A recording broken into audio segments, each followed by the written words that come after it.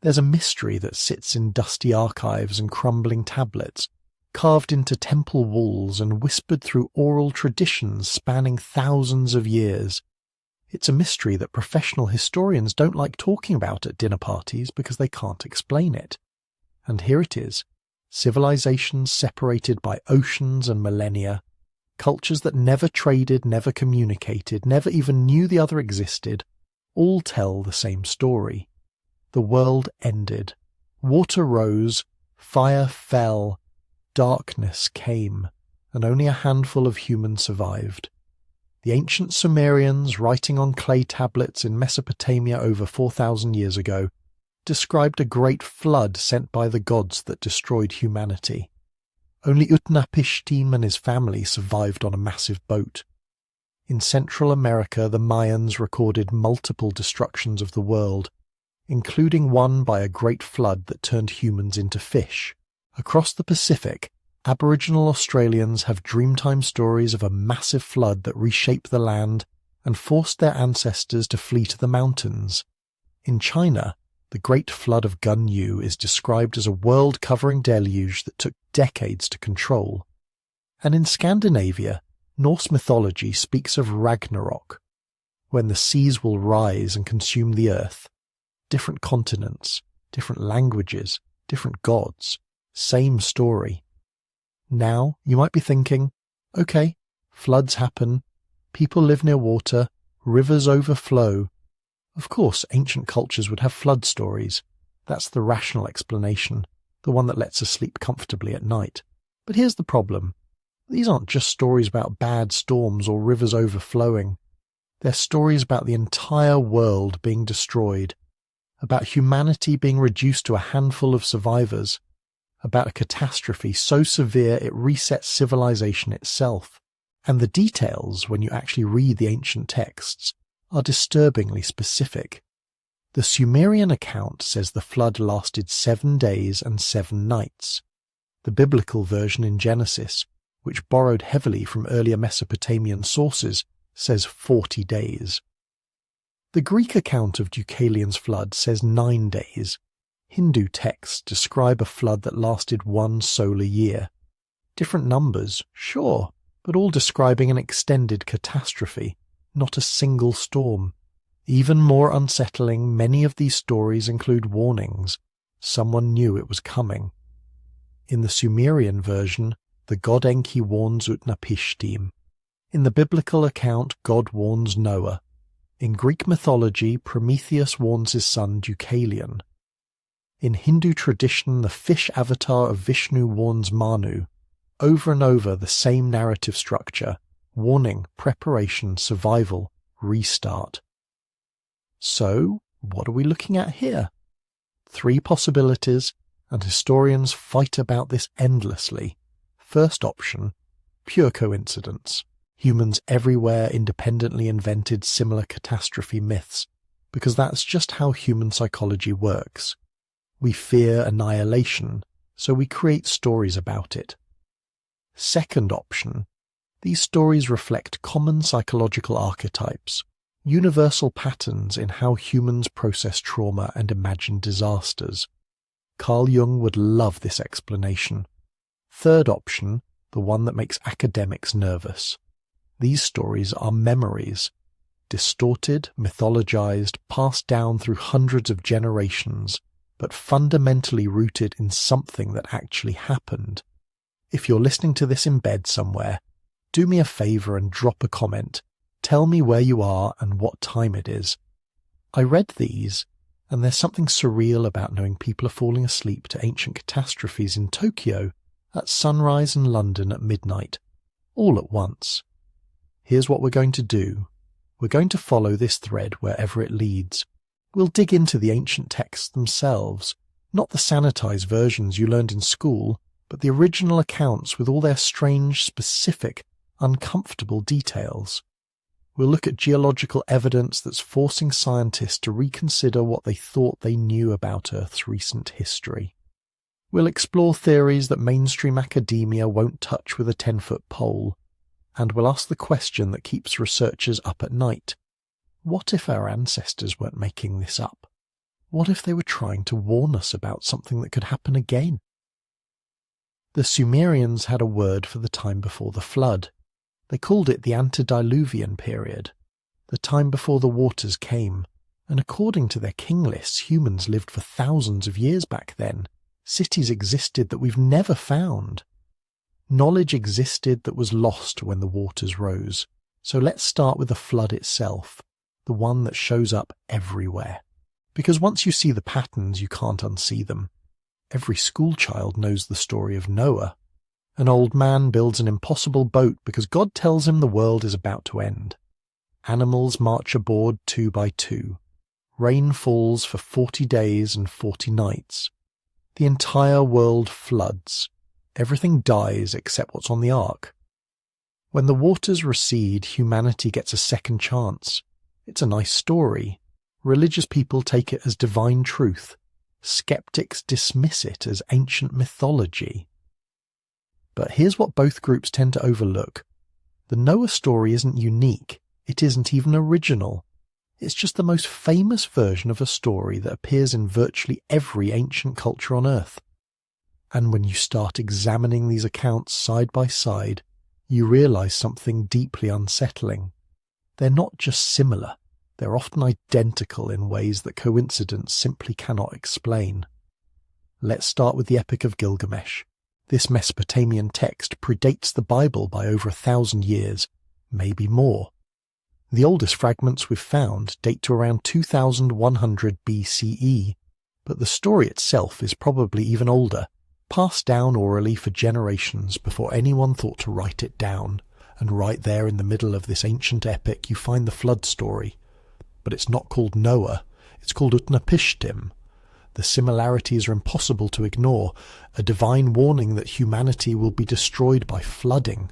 One man chosen to survive, instructions to build a massive boat and fill it with animals, a catastrophic flood that covers the entire known world. Birds sent out to search for dry land.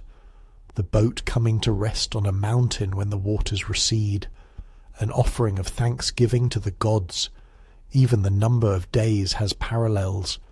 The Epic of Gilgamesh describes 6 days and 6 nights of flooding, while Genesis describes 40 days and 40 nights. Different numbers, but the same basic structure. A limited period of catastrophic rainfall followed by months of slowly receding water. Now, you could argue that the biblical authors borrowed from Gilgamesh. That's the standard academic explanation. The Hebrews were in Babylon during the exile. They heard local flood myths. They adapted one for their own religious purposes. Clean, simple, case closed. Except that explanation completely falls apart when you look at flood myths from cultures that had zero contact with Mesopotamia or the Middle East. Cultures that were geographically isolated for thousands of years before anyone started comparing stories. Take India. Hindu texts describe a flood myth involving Manu, the first man, and Matsya, a fish avatar of the god Vishnu. According to the story, a tiny fish asks Manu for protection. Manu puts the fish in a jar, but it grows rapidly, forcing him to transfer it first to a larger vessel, then to a river, then to the ocean. Eventually the fish reveals itself as Vishnu, and warns Manu that a great flood will destroy all life on earth. Vishnu tells him to build a boat and save seeds of every plant and pairs of every animal. The flood comes. Everything is destroyed. Manu's boat survives, guided by the massive fish through the raging waters. When the flood recedes, Manu releases the animals and plants, repopulating the earth.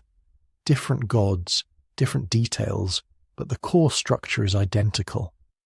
Divine warning, chosen survivor, boat full of animals and seeds, total destruction. Humanity gets a second chance. This story appears in texts dating back at least 3,000 years, but the oral tradition is certainly much older, and India had minimal contact with Mesopotamia during the period when these stories would have been formed. So how did two geographically separate cultures develop nearly identical flood myths? Maybe it's still coincidence. 2 cultures, 2 floods.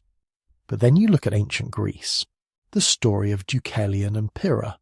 Zeus becomes angry with humanity's corruption and decides to destroy the world with a massive flood. Prometheus, the titan who had given humans fire, warns his son Deucalion about the coming disaster.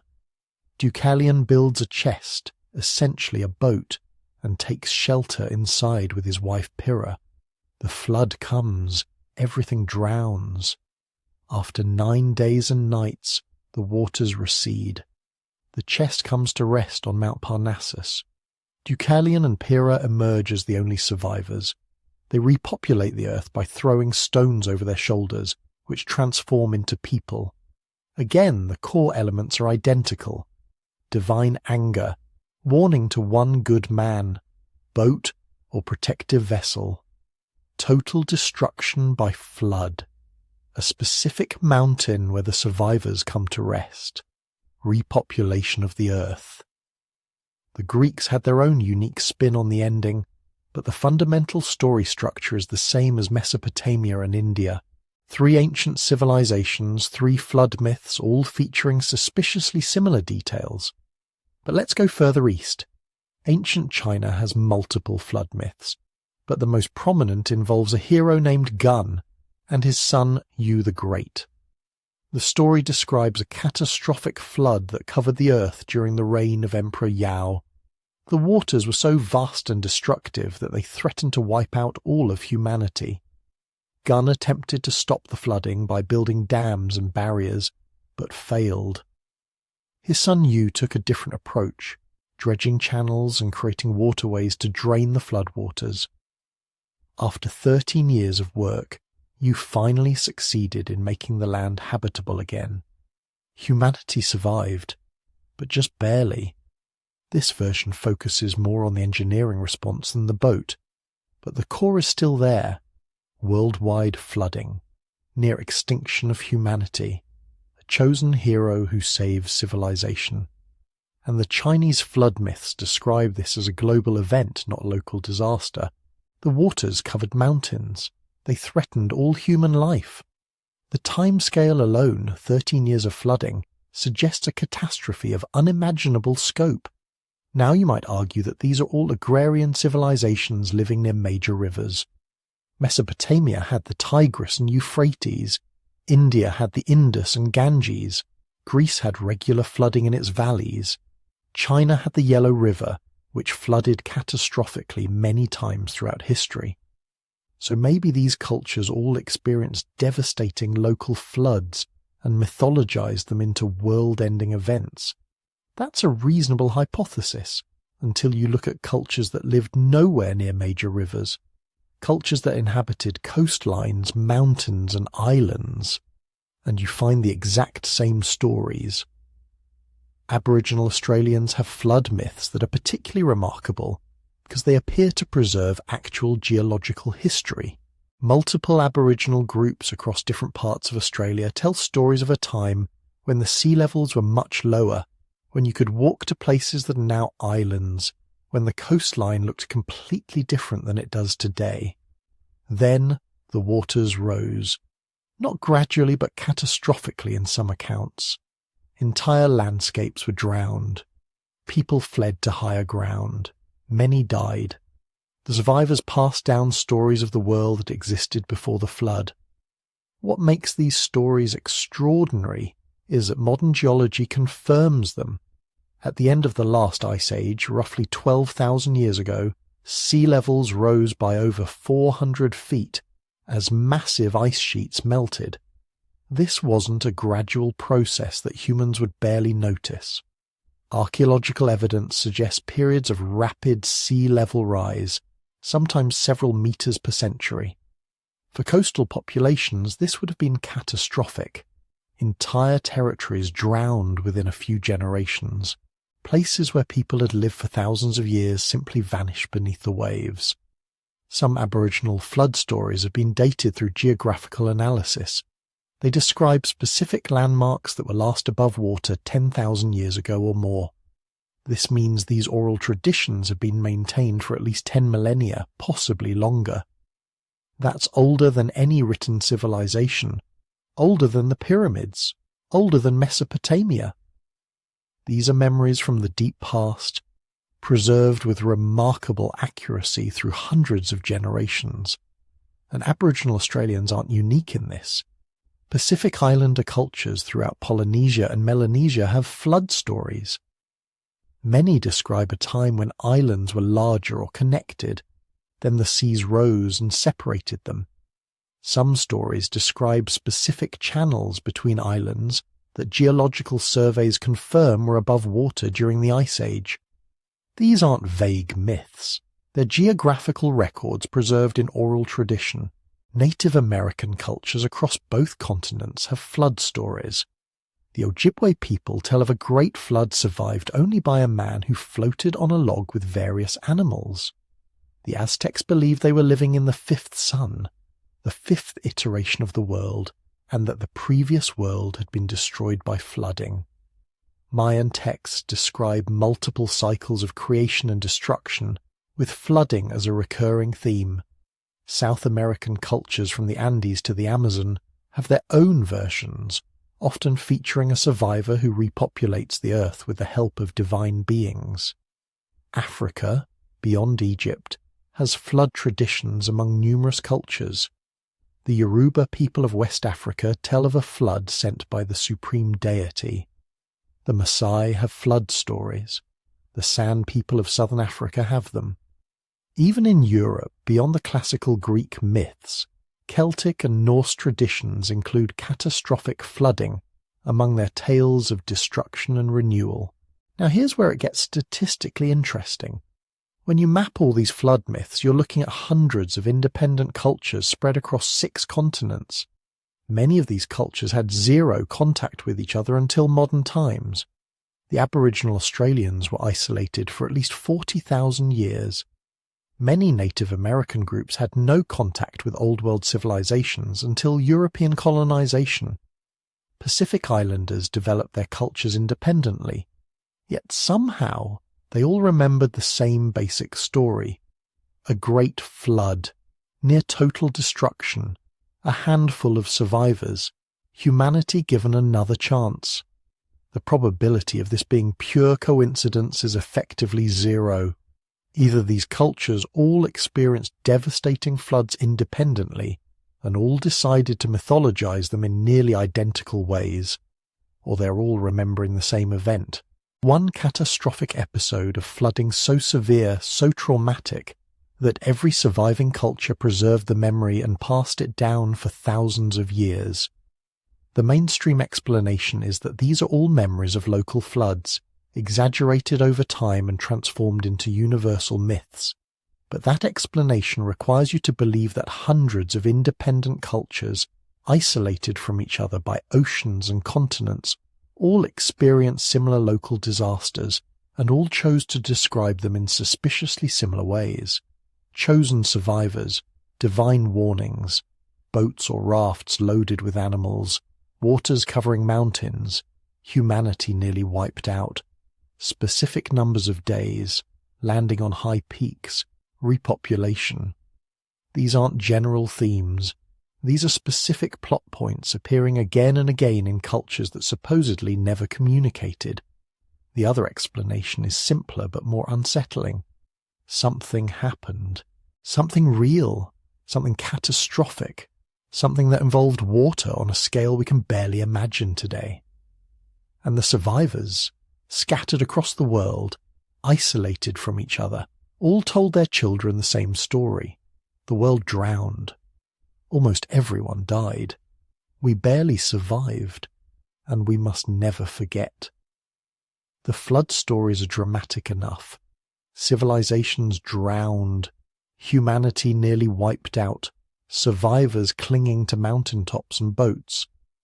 But there's another pattern in ancient memory that's even more disturbing, one that appears in cultures so separated by time and distance that their connection seems impossible. It's the memory of darkness. Not metaphorical darkness, not spiritual darkness, Actual physical darkness that covered the earth and nearly killed everything. The Norse called it Fimbul Winter, the great winter that would precede Ragnarok, the end of the world. But here's what most people miss. Fimbul Winter wasn't just cold, it was dark. The sources describe 3 winters in succession with no summer between them. The sun would lose its power, becoming dim and weak. Snow would fall from every direction. The world would be frozen and dark, and humanity would tear itself apart fighting over the last scraps of food. Families would betray each other. The bonds that held society together would dissolve. Nearly everyone would die. 3 years of darkness and cold. 3 years when the sun barely showed itself. 3 years that reduced humanity to its most desperate state. Now travel south to ancient Egypt. The mythology there preserves something remarkably similar, though told in their own symbolic language. The stories speak of times when Ra, the sun god, withdrew his light from the world. When he became angry or weakened, darkness would descend upon the earth. The crops would fail. The Nile would become unreliable. Chaos would spread across the land. In some versions, Ra ages and becomes weak, his light fading, his power diminishing. In others, he literally withdraws into the underworld, abandoning humanity to darkness and death. The priests would perform elaborate rituals to bring him back, to restore the light, to save humanity from extinction. These weren't just religious stories. The Egyptian texts describe specific consequences of the darkness: famine, disease, social collapse. They describe the world becoming cold even in Egypt. They describe a time when the natural order of things broke down completely. The Aztecs preserve something even more specific. Their mythology divides history into ages, each ending in catastrophe. One of these ages, the Age of Darkness, ended when the sun disappeared entirely. Not gradually, not symbolically. It vanished. The world was plunged into absolute darkness and unbearable cold. The few humans who survived did so by hiding in caves and eating whatever they could find in the blackness. Most died of starvation or cold. The survivors emerged changed, traumatized, carrying the memory of that terrible time into the next age.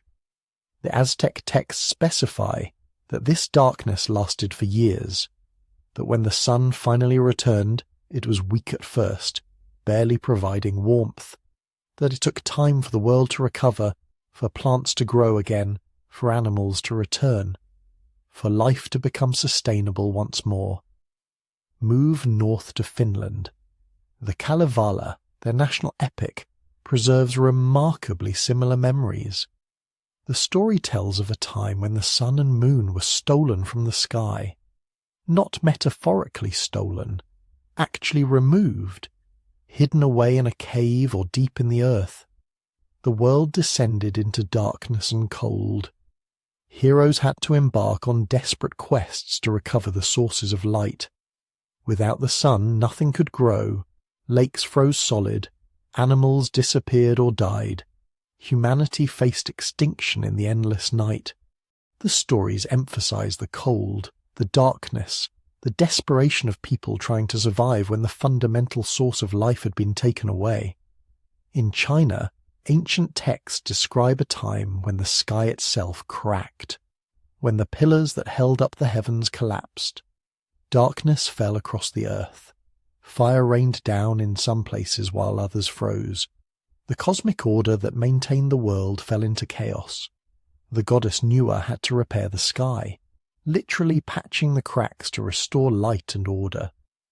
But before she succeeded, humanity suffered terribly. The texts describe years of darkness, cold, and starvation, populations reduced to tiny groups of survivors, knowledge and civilization nearly lost. What's striking is how specific these Chinese accounts are. They don't just say the sky cracked symbolically. They describe physical effects, portions of the sky going dark, the sun appearing in the wrong places or not appearing at all, the seasons becoming confused and unreliable, And crucially, they describe this happening not in mythical prehistory, but in a time when humans existed, suffered, and barely survived. Cross the Pacific to North America. Dozens of Native American tribes, separated by thousands of miles and with no contact with each other, preserve stories of the long night. The Cherokee speak of a time when the sun disappeared and the world went cold and dark. The few survivors had to rely on fire and whatever food they'd stored. Most people died. The Inuit tell of a great darkness that lasted for months or years, when the sun refused to rise. The Hopi describe an age that ended when the sky went dark and the world froze. Tribe after tribe from the Arctic to the southwest preserves memories of extended darkness that nearly ended humanity. These aren't vague myths. Many of these stories include specific details: how people tried to survive in the darkness, how they rationed food, how they kept fires burning continuously, how children were prioritized for the limited resources, how the old sometimes chose to die so the young might live. These are the details of actual survival, of real trauma, of experiences so profound they were remembered and retold for thousands of years. The pattern is undeniable once you see it. Something blocked the sun. Something caused extended darkness and cold across the entire planet. Something that happened not in the distant past when only myths were recorded, but recently enough that human memory preserved specific details of the suffering and survival. The cultures describing this event are too separated to have influenced each other. Norse tribes in Scandinavia had no contact with Aztecs in Central America. Ancient Egyptians didn't share stories with Finnish shamans. Chinese dynasties didn't trade myths with Cherokee bands. Yet they all remember the same thing. The sun disappeared or weakened. Darkness covered the earth. Cold descended even in places that should have been warm. Crops failed. Animals died. Humanity was reduced to small groups of desperate survivors, fighting to stay alive in an endless night. And after years of suffering, the sun slowly returned. Life gradually recovered. But the memory of that darkness never faded. It was carved into stone, woven into epics, chanted in ceremonies, passed from generation to generation. A warning, maybe, or simply a testament to what our ancestors endured, to the fact that they survived when survival seemed impossible. The question modern historians struggle with is simple but profound. What could cause global darkness severe enough to be remembered independently by cultures across every continent? What natural event could block out the sun for years, bring cold to the entire planet, and push humanity to the edge of extinction? The answers, when we look at them honestly, are disturbing, and they force us to reconsider everything we think we know about our past. Of all the catastrophic events remembered by ancient peoples, perhaps none is described with more visceral terror than fire falling from the sky. Not ordinary fire, not lightning strikes or forest blazes that anyone living in the ancient world would have seen dozens of times. Something else. Something that burned entire cities, scorched vast landscapes, and left survivors so traumatized that their descendants told the stories for thousands of years. The biblical account of Sodom and Gomorrah is probably the most famous example. According to Genesis, God rained burning sulfur down on these cities, utterly destroying them and everyone in them. The description is specific: brimstone and fire from the Lord out of heaven, dense smoke rising from the land like smoke from a furnace, the earth itself becoming so hot that when Lot's wife looked back, she turned into a pillar of salt, which some researchers interpret as a poetic description of instant incineration or petrification from extreme heat. Modern scholars have spent decades trying to rationalize this story. Maybe it was a volcanic eruption, though there are no volcanoes in that region. Maybe it was an earthquake that ignited natural gas deposits. Maybe it was just moral allegory, never meant to be taken literally. But here's the problem. Stories of fire raining from the heavens don't just appear in the Bible, they appear everywhere, in cultures that had no contact with each other, separated by oceans and millennia, describing the same impossible thing. The ancient Greeks told of Phaethon, the son of Helios, the sun god.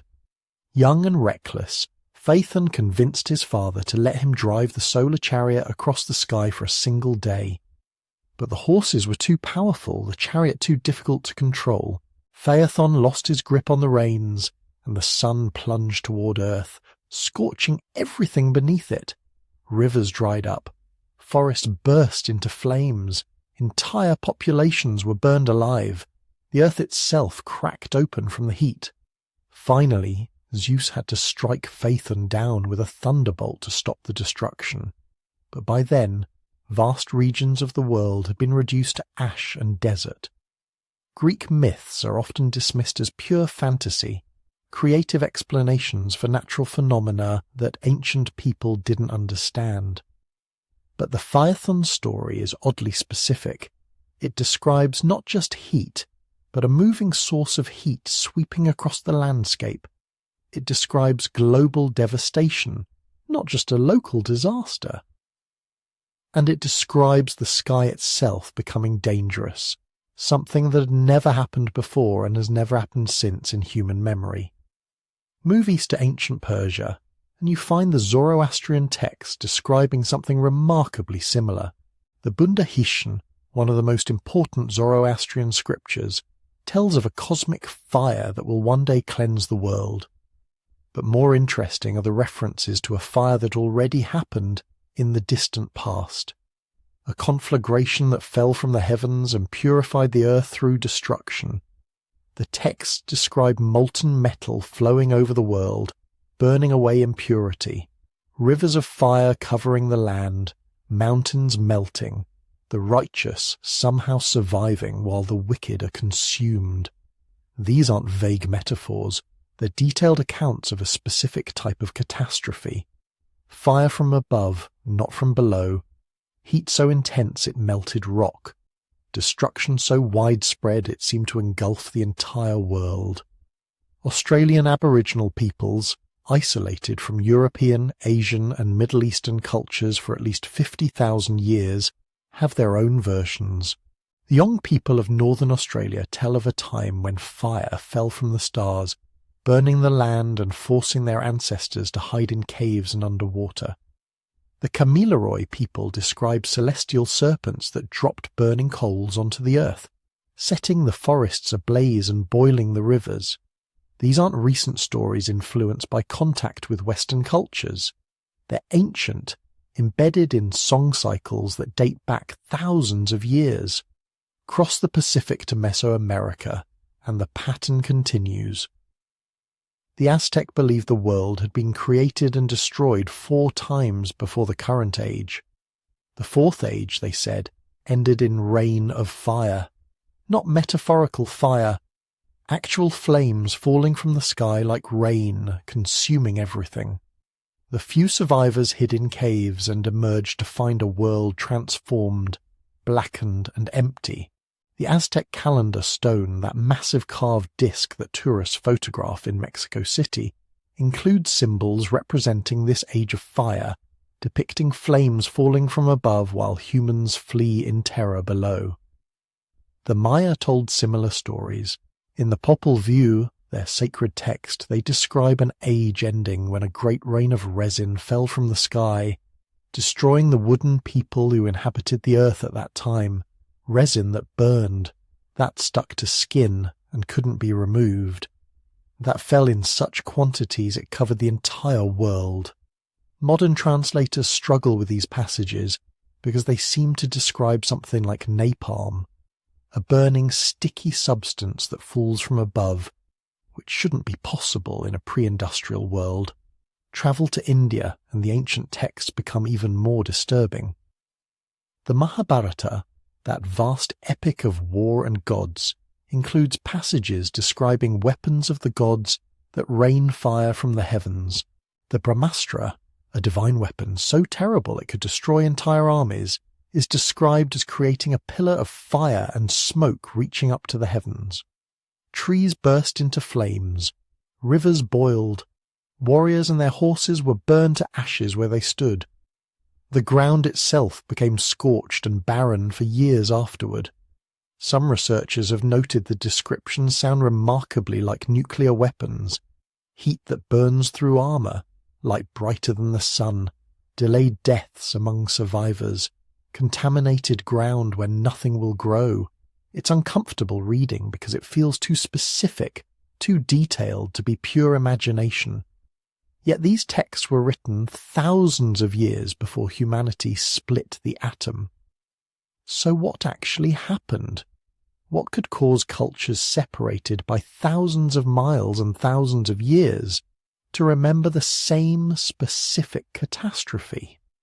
Fire falling from above, heat so intense it transformed landscapes, destruction so complete it seemed like the end of the world. The rational explanations don't quite work. Volcanic eruptions produce ash and lava, but they're localized. Forest fires spread across land, but they don't fall from the sky. Lightning strikes, but it doesn't rain burning material over vast regions. Meteor impacts can certainly produce heat and fire, but they're instantaneous explosions, not sustained rains of flame. Yet every ancient culture that left written or oral records describes this. Fire from the heavens, not once, but as a world-changing event that marked a boundary between ages. An event so catastrophic that surviving it became the defining story of human civilization. The geological record doesn't lie.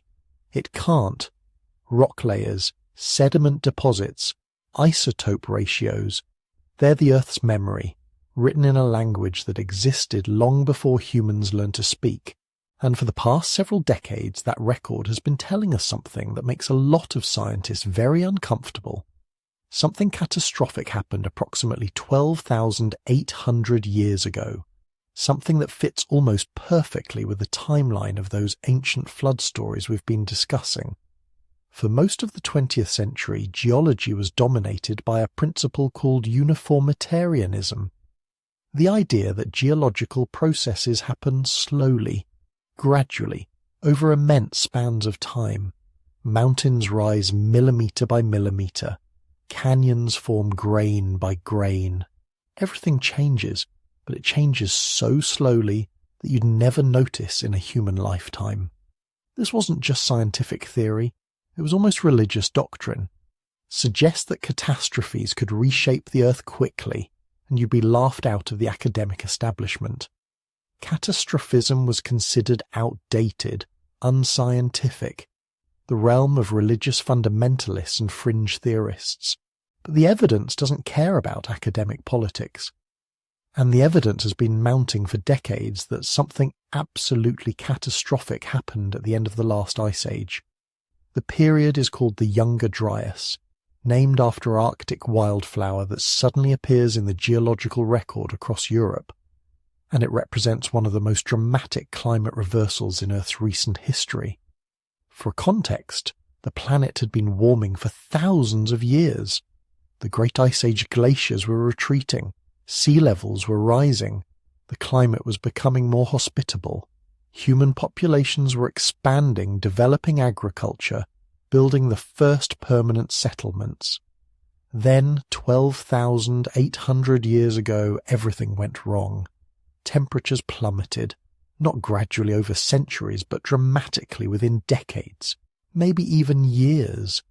Some ice cores suggest the shift happened in less than a decade. The northern hemisphere was thrown back into full glacial conditions almost overnight. Glaciers that had been retreating for millennia suddenly began advancing again.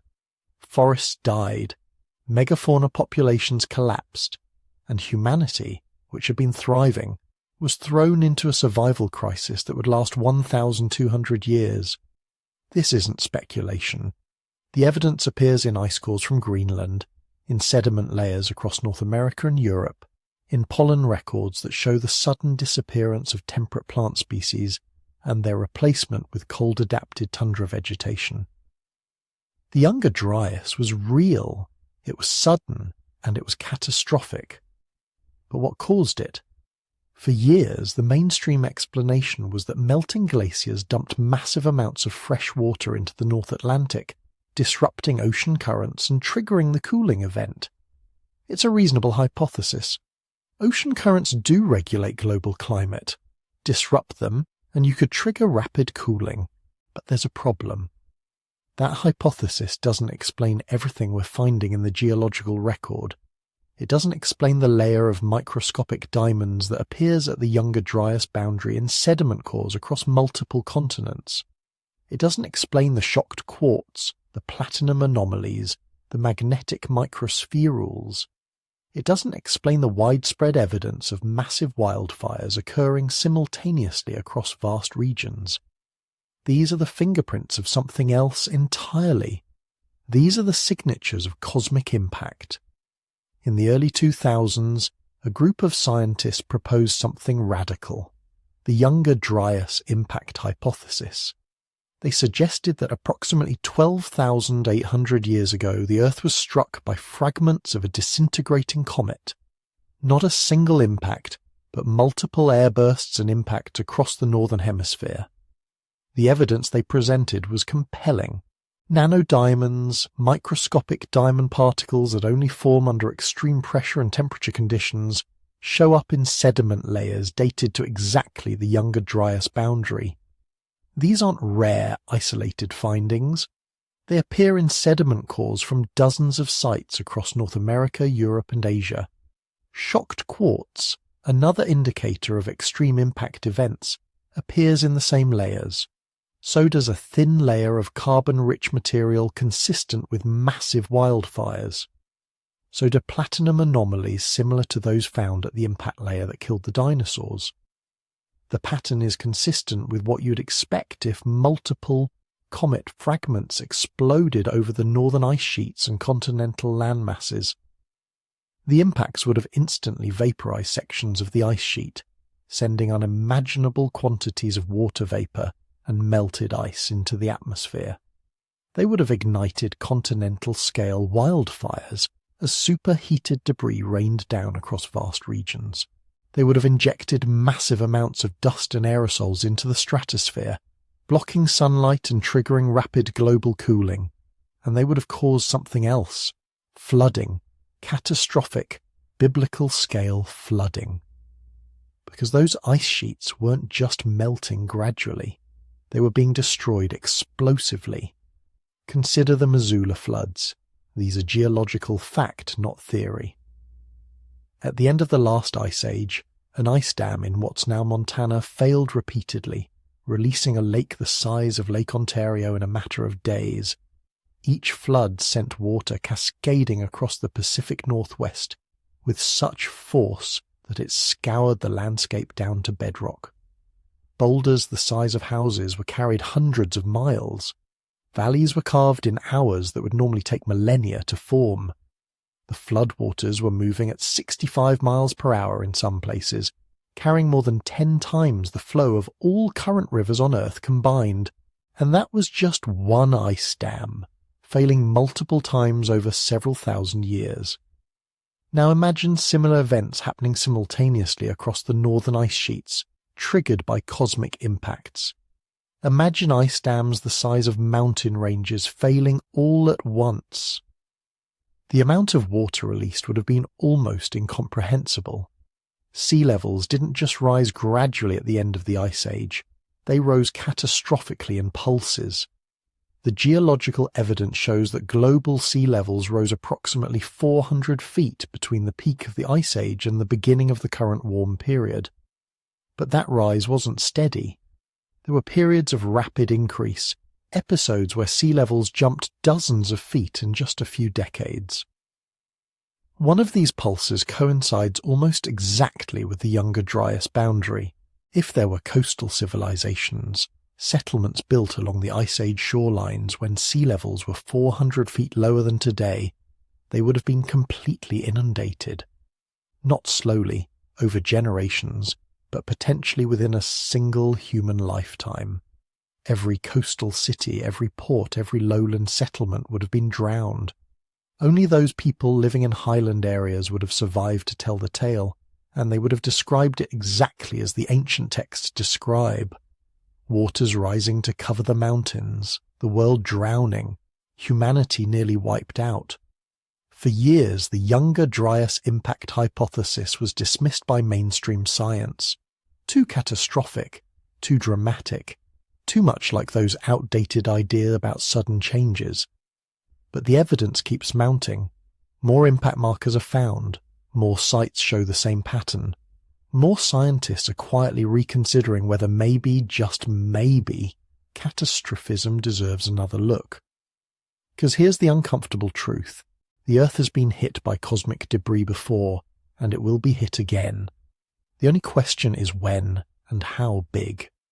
And if it happened 12,800 years ago, if it triggered exactly the kind of global catastrophe that ancient humans described in remarkably consistent detail, then maybe those flood myths aren't myths at all.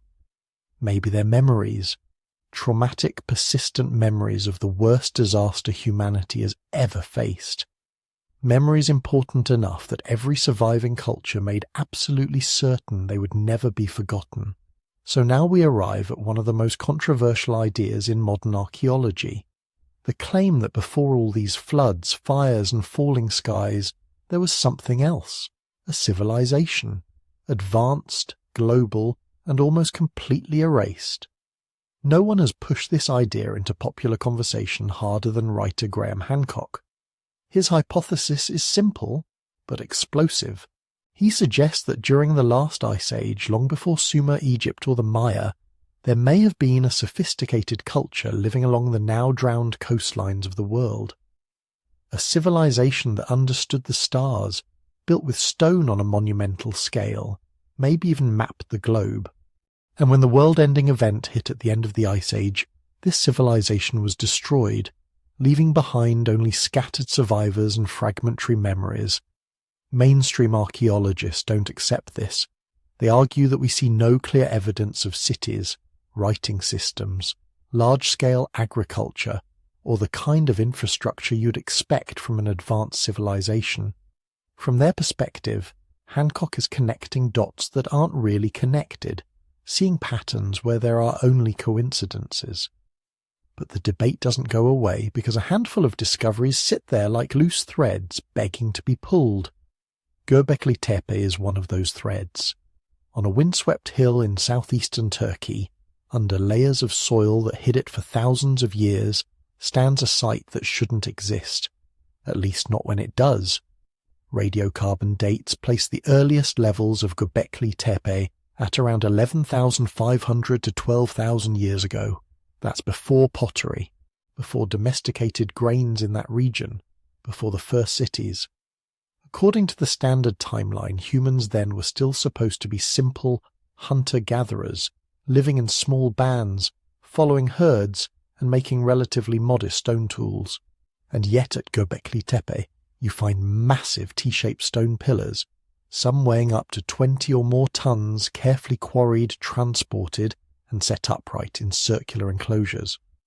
The pillars are carved with foxes, birds, snakes, wild boar, scorpions, and abstract symbols that may represent constellations, clan markers, or something we can't even guess at.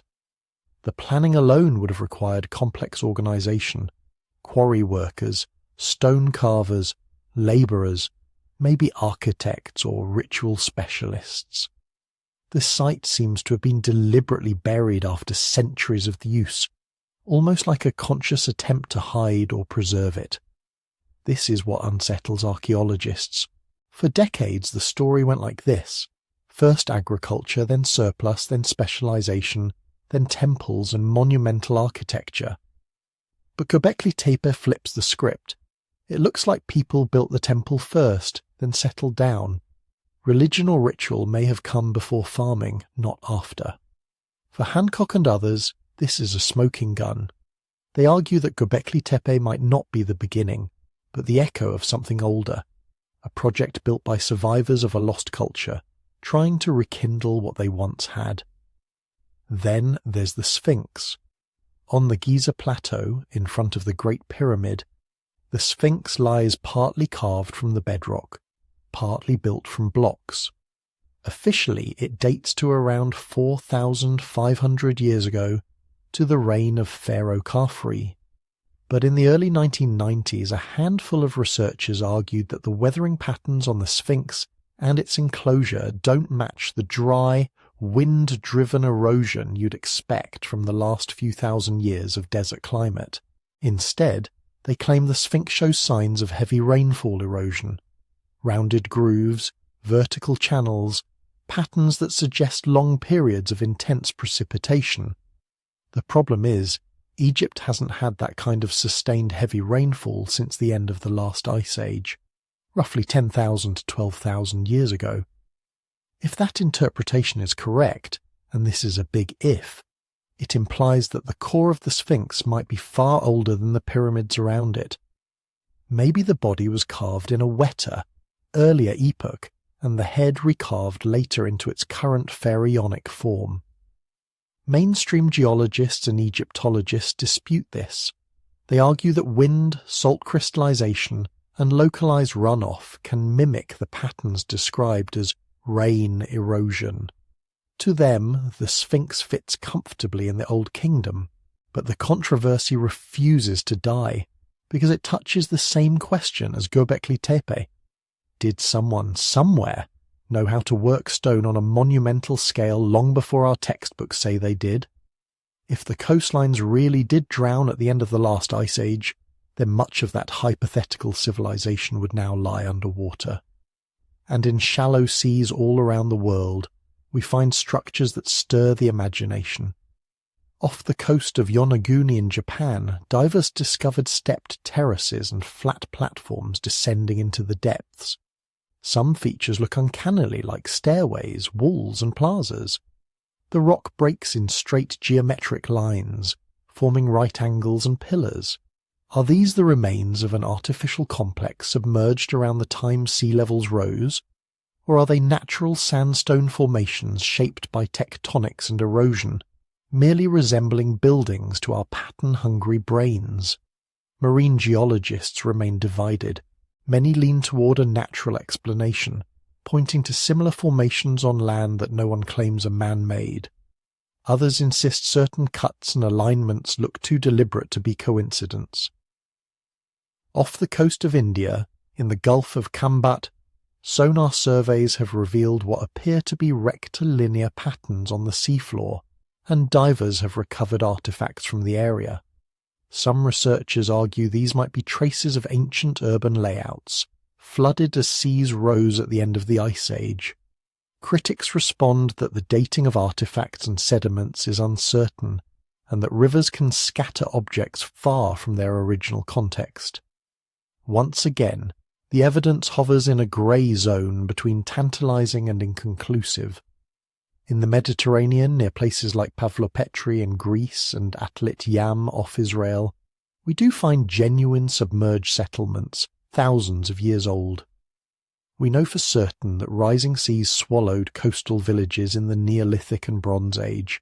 These are not lost high-tech cities, but they are proof of a simple fact. The ocean does erase human history. Coastlines move. Entire communities vanish beneath the waves. And whatever lay along the shorelines of the world 12,000 or 20,000 years ago is now hidden under hundreds of feet of water, difficult and expensive to explore. When you combine all of this with the universal disaster myths, the floods, the fires, the darkened skies, it raises a possibility. Maybe these weren't just imaginative stories invented to explain thunderstorms or seasonal changes. Maybe they were memories, fading recollections of real events told and retold around campfires, passed down for hundreds of generations, drifting across languages and continents, but keeping the same core. There was a world before, it was destroyed, and a few people survived. For many academics, this line of thinking crosses from careful inference into speculation, and they're right to be cautious. Extraordinary claims require strong evidence, not just narrative coherence or emotional appeal.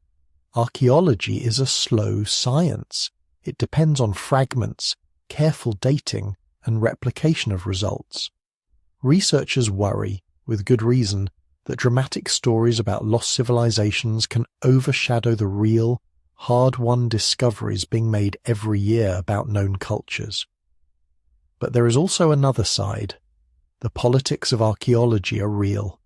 Funding tends to flow toward established sites and accepted questions.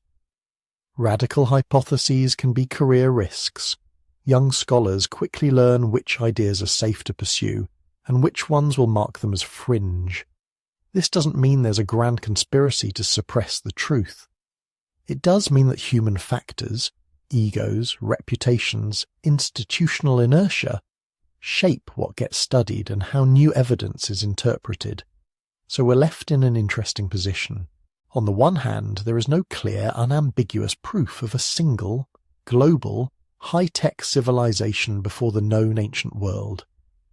No Ice Age Manhattan buried under the Atlantic, no definitive stone tablets from 20,000 years ago listing star coordinates. On the other hand, sites like Göbekli Tepe, controversies like the Sphinx erosion, and the scattered underwater anomalies suggest that our picture of deep history is still incomplete, that we may be missing chapters. Keeping an open mind doesn't mean believing every hypothesis that promises a hidden world. It means holding two ideas at once. First, respecting what we do know, the timelines supported by repeated measurements, the cultures we can document, the technologies we can trace step by step.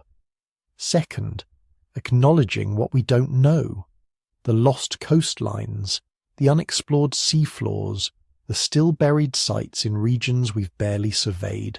The lost civilization theory may or may not turn out to be true in the way its strongest advocates imagine.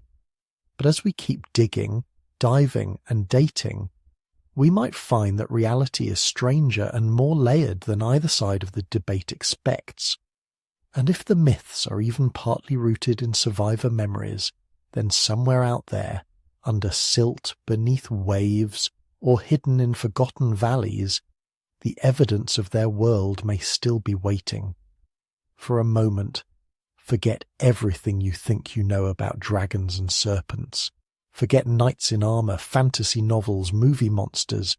Go back instead to a night with no light pollution, no cities, no screens, just you, your small band of relatives, and the sky. The stars are overwhelming. A river of light flows overhead. The Milky Way so bright it casts shadows on the ground. Planets drift slowly from night to night. Shooting stars slice across the darkness without warning. Once in a while, something stranger appears, a pale smudge that wasn't there before. Night after night it grows a tail. It stretches across the sky like a ghostly snake. You don't know the word comet. You don't know orbital mechanics. You just know that when this glowing serpent appears, animals act differently. The air feels wrong. A season of strange weather follows, and maybe, just once in 100 lifetimes, the sky doesn't just change, it attacks. Whether that ever actually happened in front of human eyes we can't say for sure, but we can say this, from one end of the planet to the other, cultures who never met, who never shared languages or trade routes or religions, all told stories about the same thing. A serpent in the sky, a dragon in the heavens, a cosmic snake that brings both creation and destruction. In Mesoamerica it wore feathers. Quetzalcoatl, the feathered serpent, glides between worlds. He is not just a snake and not just a bird, but both at once. Earth and sky fused into a single being. In some stories he brings knowledge and civilization. He teaches people how to measure time, how to grow maize, how to live in balance with the cosmos. In others, he's tied to catastrophe, cycles of destruction and renewal, suns that rise on new worlds after old ones are shattered. For the Aztecs, the universe had already ended multiple times. Each sun was a world age destroyed by a different disaster. Jaguars, hurricanes, fire from the sky, floods. And winding through these cycles is the feathered serpent, the one who moves between eras associated with stars and Venus and the great clockwork of the heavens, a being who appears when worlds begin and when they end. Half a world away, in the frozen north, the serpent is not feathered but vast. The Norse called it Jörmungandr, the world's serpent. It's so enormous it encircles the earth, biting its own tail. It sleeps in the oceans, invisible most of the time, but its very existence is a threat, because when Jörmungandr finally moves, when it releases its tail and rises from the sea, the end begins. Ragnarok is not just a battle, it's a cosmic unravelling. The sky splits, stars fall, the sun turns black, the seas boil as the serpent thrashes, poison spreads across the world, gods die, giants march, mountains crack, and after the chaos, if anything survives, the world is remade. Green again, fresh again, a new sun in the sky. The serpent in the Norse imagination isn't just a monster. It's a pressure building under the surface of reality, a reminder that the calm world you know rests on something coiled and dangerous. Travel down the Nile and the serpent becomes pure darkness. The ancient Egyptians watched their sun god, Ra, sail across the sky each day in a solar boat. But when he reached the horizon and sank into the underworld, his journey wasn't peaceful. Night after night, he had to face Apophis, the great chaos serpent. Apophis isn't a mischievous trickster. He's annihilation. His goal is simple: swallow the sun, end light forever. The priests of Egypt performed rituals to help Ra in this cosmic battle. They recited spells, burned wax effigies of the serpent, tried to weaken him so dawn could come again. To the Egyptians, sunrise wasn't guaranteed. It was proof that once again the serpent had failed. Once again, order had barely held back the teeth of chaos. Across the continent in China, the dragon takes on a different role, but the same familiar shape. Chinese dragons are not the villain of the story. They're powerful, intelligent, often benevolent. They rule the rains, the rivers, the storms. They coil through the clouds, bring life to the fields, or sweep them away. Flood myths in China often feature dragons churning rivers out of their banks, reshaping landscapes, drowning entire valleys. Some legends link dragons to eclipses. A celestial dragon tries to devour the sun or the moon, and people beat drums, clang pots, shout into the sky to drive it away. Once again, a serpent-like being threatens the lights of heaven, and human voices rise in answer, tiny but determined. Go south, into the ancient stories of Australia, and the pattern appears again.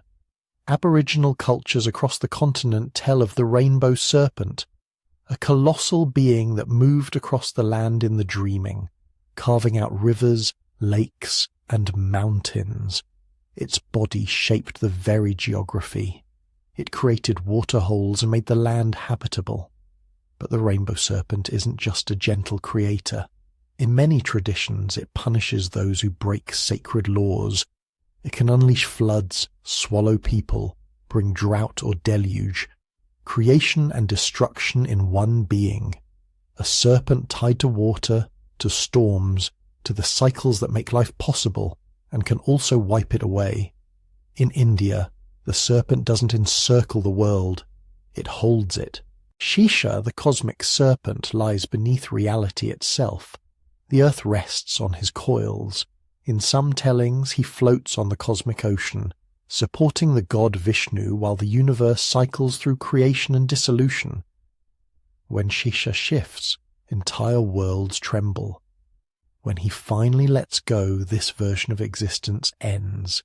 Here, the serpent is both foundation and terminator, the thing that keeps everything stable until the moment it doesn't.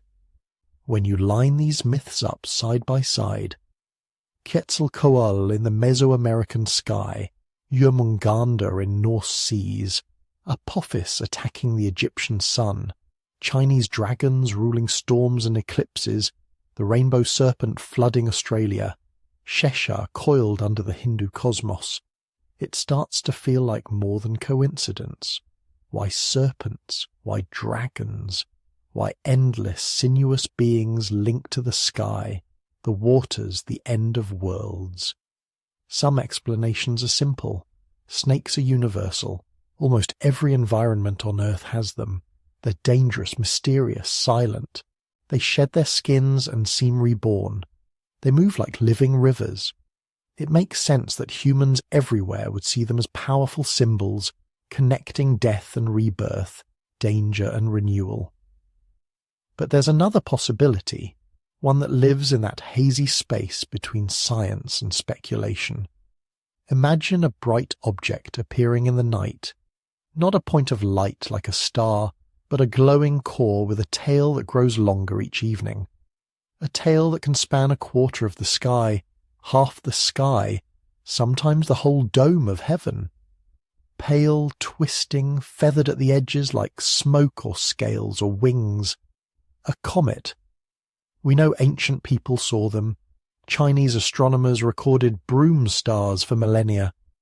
Babylonian and Greek observers tracked their paths. Even today, when a great comet appears, people feel an ancient shiver. It looks wrong, like the sky has grown a wound. Now imagine seeing not just one, but several across generations. Some harmless, some coinciding with strange weather, failed crops, maybe even local disasters. And if, deep in prehistory, a truly catastrophic impact ever did occur, if a fragment of ice and rock ever exploded in the atmosphere with the force of many nuclear weapons, turning the sky into fire and the rivers into steam, how would your descendants talk about it? They wouldn't write equations. They would tell stories. Stories of a serpent in the sky whose appearance meant the end of an age, a dragon whose breath was fire raining from the heavens, a cosmic snake that circled the world, lay coiled beneath it, or tried each night to swallow the sun. We cannot prove that every serpent myth on Earth is a memory of comets. The evidence isn't that neat. Symbolism is messy. Cultures are complex, and sometimes a snake is just a snake. But when you lie back and imagine that dark ancient sky, when you picture your ancestors watching a luminous, twisting tail stretch from horizon to horizon, the idea that they might have called it a serpent doesn't feel far-fetched. It feels almost inevitable. If you listen carefully to the oldest stories humans tell, you notice something strange. None of them talk as if this is the first world. Not really. Again and again, across continents and millennia, people insist that there were worlds before this one, worlds that rose, flourished, and then ended. Not in a vague, metaphorical way, ended by fire, by water, by darkness, by the sky itself going wrong. The Maya of Mesoamerica tracked time with a precision that still baffles modern astronomers. Their long-count calendar doesn't just measure years or centuries. It stretches over thousands of years in nested cycles, like gears in some invisible cosmic machine. In their tradition, we're living in the latest of a series of world ages. The current age is only one in a line of creations and destructions. Earlier worlds were brought into being, populated, judged, and finally wiped away when they failed some divine standard. Mayan scribes carved this idea into stone. Time isn't a straight line marching from past to future. It's a vast circle, or more accurately, circles within circles. Each great cycle has a beginning and an end, a dawn and a dusk. And at the end of each age something happens, something big enough to reset everything. On the other side of the world, in ancient India, Hindu philosophers imagined time on an even more unimaginable scale. They spoke of yugas, immense cosmic ages stretching over hundreds of thousands, even millions of years. Satya Yuga, the golden age of truth and harmony. Treta and Dvapara, ages of gradual decline. And finally Kali Yuga, the age of conflict, ignorance, and moral decay. According to this scheme, the universe breathes in and out. A full cycle of yugas, called a Mahayuga, repeats endlessly. Worlds are created, sustained, and then dissolved, not once, but over and over. The end of a cycle is not just a spiritual metaphor, it's described as a time of upheaval, floods, fire, strange signs in the sky, the collapse of order. Then, after the destruction, a new age begins, as if the universe is resetting its own clock. The timescales are so vast that they almost break the human mind. Millions of years of rise and fall, written down by people living in ancient cities along Indian rivers. Did they simply imagine these spans by stacking zeros on sacred numbers? Or were they trying, with the only tools they had, to encode a dim memory that the world had ended before, and might end again? Travel to ancient Greece and you find another version of the same idea. Hesiod, one of the earliest Greek poets, described the ages of man. First came the Golden Age, when humans lived like gods. No work, no death as we know it, no suffering. Then the Silver Age, still blessed but less perfect.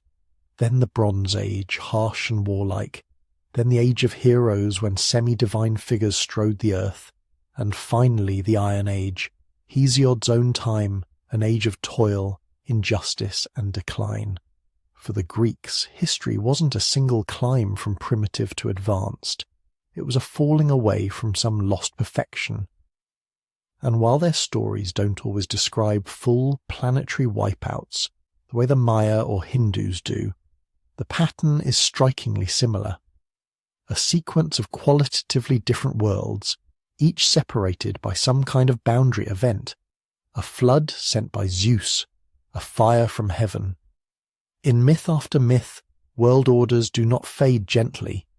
They stop among the Hopi people of the American Southwest. Elders tell of worlds before this one with a clarity that's hard to ignore.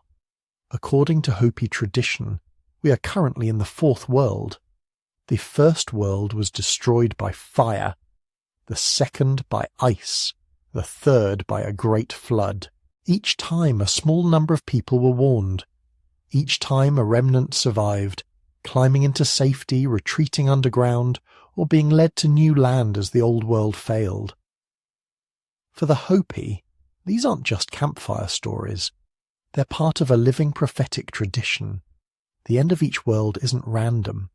It comes when humans forget their responsibilities, neglect their rituals, disturb the balance with nature and the cosmos. And each time the method of destruction is different. Heat, cold, water. And in some tellings, something like a shaking of the earth and sky. Move a little south into the sphere of the Aztec Empire, and you meet a closely related concept, the 5 suns. In Aztec cosmology, each sun is an age of the world, ruled by different gods and ended by a different catastrophe. One world destroyed by jaguars, another by hurricane winds that turned people into monkeys, another by fiery rain, another by floods that transformed survivors into fish. We live, they said, under the 5th sun, and like the others, it too will eventually end. The details differ between the stories, but the structure is fixed: creation, flourishing, moral or cosmic imbalance, and then sudden destruction.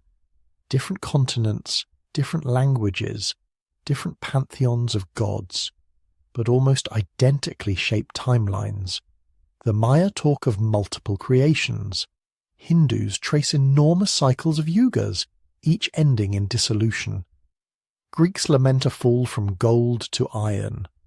Hopi elders remember 3 destroyed worlds behind the one we know. Aztec priests place us in the 5th attempt at a stable cosmos. Somewhere in this overlapping map of myths is a quiet but thunderous claim. This is not the first world, not the first real attempt at a stable human era, not the first time the sky has looked down on cities, villages, families, and then watched them vanish. It's easy, from a modern perspective, to shrug and say these are just metaphors for social change or psychological stories about mortality. And they are that in part, but they're oddly specific about elements. Fire from above, water rising beyond anything a normal flood could explain, periods of darkness, unusual behavior of the sun, the stars, and the planets. Ancient sky watchers were not casual stargazers. They were obsessive. They tracked solstices and equinoxes, the slow wobble of the Earth's axis, the wandering of planets against the backdrop of fixed stars. Some, like the Maya and the priests of ancient India, seem to have noticed cycles so long that they're hard to track in a single lifetime. Precession of the equinoxes, long-term shifts in where constellations rise and set. When you're watching the sky that carefully, certain patterns start to emerge. Stars drift. Constellations slowly slide along the horizon over thousands of years. Sometimes comets appear on schedules that are long but regular. Meteor showers repeat. Even catastrophic events like close passes of large objects might have rhythms on geological timescales. We don't know exactly what ancient astronomers understood. We can't ask them what they noticed and what they feared. But we can say this. Over and over, they frame time itself as cyclical. Not just the cycle of seasons or human life, but vast cycles where entire ages begin and end. Many of them tied those cycles to the sky, to positions of stars and planets, to grand cosmic clocks we're still deciphering. Maybe they were projecting human hopes and fears onto the heavens. Maybe they were encoding dim cultural memories of real disasters in the language of gods and demons. Or maybe, just maybe, they had glimpsed something true about how often the universe resets the stage. Whatever the case, the message echoes across the ruins and the oral traditions, across stone calendars and sung prophecies. Worlds are not permanent. Ages end. And those who happen to survive carry the memory forward, wrapped in myth, waiting for future generations to ask whether the cycle might one day begin again. The strange thing about these world-ending stories is that they rarely end with everyone dying.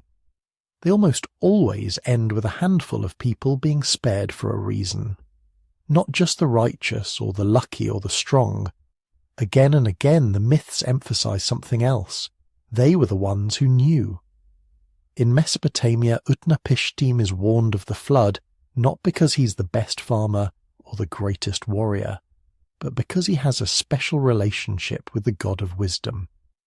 In the Bible, Noah isn't just a shipbuilder.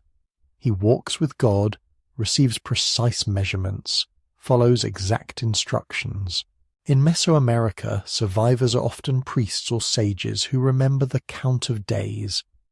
In India, Manu is given not just a warning of the flood, but teachings about law, order, and cosmic cycles. Across cultures separated by oceans and tens of thousands of years, the pattern repeats.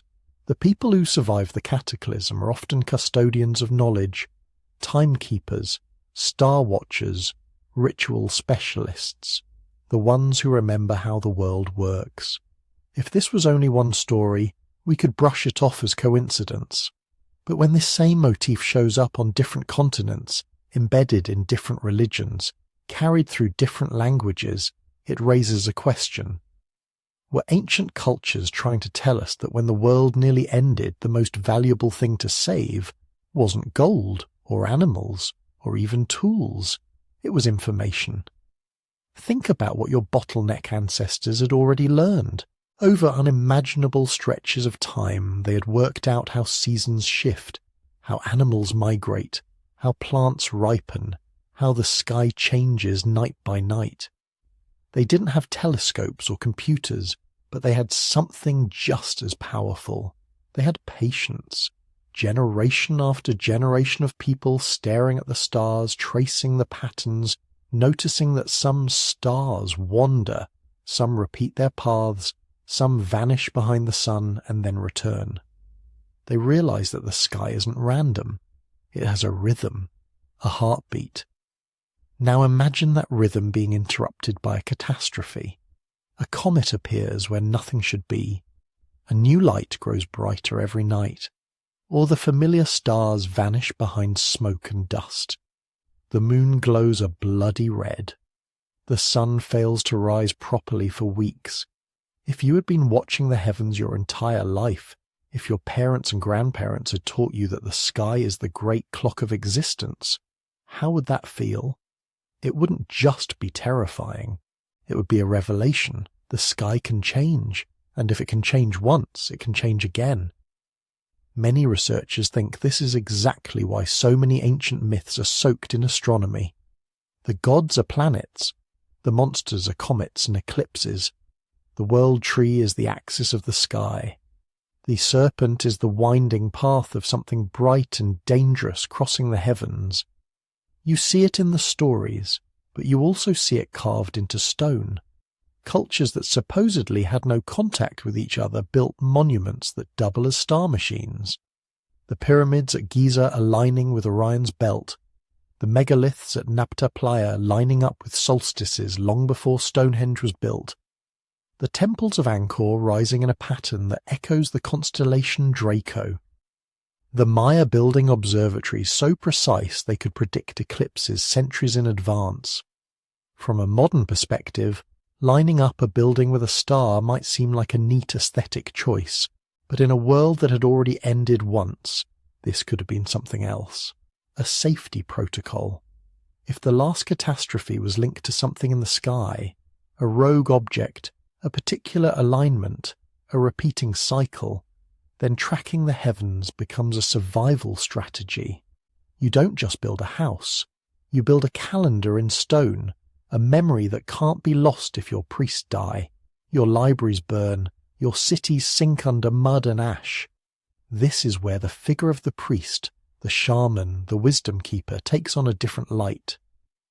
In many ancient societies, these people weren't just religious officials, they were walking hard drives, human repositories of star charts, plant lore, migration routes, medicinal recipes, ritual sequences. They memorized vast bodies of information using rhythm, song, and story, because writing was rare or non-existent. Their job wasn't only to talk to the gods, their job was to remember. Remember where the safe high ground is. Remember what happened the last time the river rose too high. Remember that when that bright star appears with a tail, it's time to leave the lowlands. In some traditions, this knowledge wasn't shared with everyone. It was encoded, restricted, hidden behind layers of symbolism. Egyptian priesthoods guarding sacred numbers. Vedic rishis transmitting complex astronomical cycles as mantras. Mesoamerican daykeepers holding the key to calendars that stretched back thousands of years. Mystery schools, elite priestly colleges, secret societies. These might not just have been about philosophical enlightenment or spiritual status. They may have been covert disaster management programs, training a small number of people to carry the most crucial information through times of chaos. And those obsessions you see in ancient cultures with calendars that stretch far into the past and future. The 26,000-year precessional cycle noticed by different civilizations. The long counts that measure not just years but cosmic ages. The insistence that history moves in repeating patterns. Yugas, suns, worlds destroyed and remade. If your ancestors had once watched the world almost end, and had survived only because a few people remembered what the sky had looked like before it happened, you'd probably become obsessed with time too. You would track it with everything you had. Stones, shadows, temples, pyramids, entire cities. The alignments become less mysterious when you imagine them as instruments. A temple doorway that frames the rising sun on the solstice, a yearly system check. A pyramid shaft aimed at a particular star, a way to know if precession has shifted the heavens enough to signal the turning of a great cycle. A stone circle that marks lunar standstills, an ancient dashboard tracking the more subtle wobbles in Earth's motion. To us, these feel like curiosities. To them, they may have been warnings written in architecture, messages to the future saying, "Pay attention to this star. When it rises here, the cycle is turning. Watch this point on the horizon. When the sun returns to this gate, remember what we told you. Don't forget what happened last time." We can't prove that any given monument was built as a catastrophe alarm. Archaeology is cautious by design, and the evidence is fragmentary. But the convergence is hard to ignore. Myths of world-ending floods and fires, priestly castes obsessed with tracking the sky, megaliths and temples aligned with uncanny precision, calendar systems that reach far beyond the needs of farming or taxation. Taken together, they hint at a possibility. After the last great crisis, survivors may have looked at their fragile growing populations and realized something profound. Bodies can be replaced in a few generations, but knowledge cannot. Lose the story of what happened, lose the memory of how the sky behaved, lose the warnings encoded in cycles, and the next time the pattern repeats, you won't be ready. So they did the only thing they could. They buried their memories in the most durable medium they knew: stone, ritual, story. They trained specialists to guard those memories. They wrapped them in religion and myth so people would keep repeating them, century after century, even when no one quite remembered why. They turned catastrophe into cosmology, disaster into doctrine. And somewhere beneath the layers of symbolism and sacred language, a simple, urgent message may still be hiding. It happened before. It can happen again. Watch the sky. Modern science likes clear lines. Data on one side, stories on the other. Facts in the lab, myths around the campfire. For most of the last 2 centuries, researchers treated ancient tales of floods and fire and falling skies as nothing more than folklore. Interesting, maybe even beautiful, but not reliable. Certainly not evidence. But the more closely we study both the Earth and the past, the more that neat division starts to blur. The rocks and the stories keep pointing to the same places, again and again.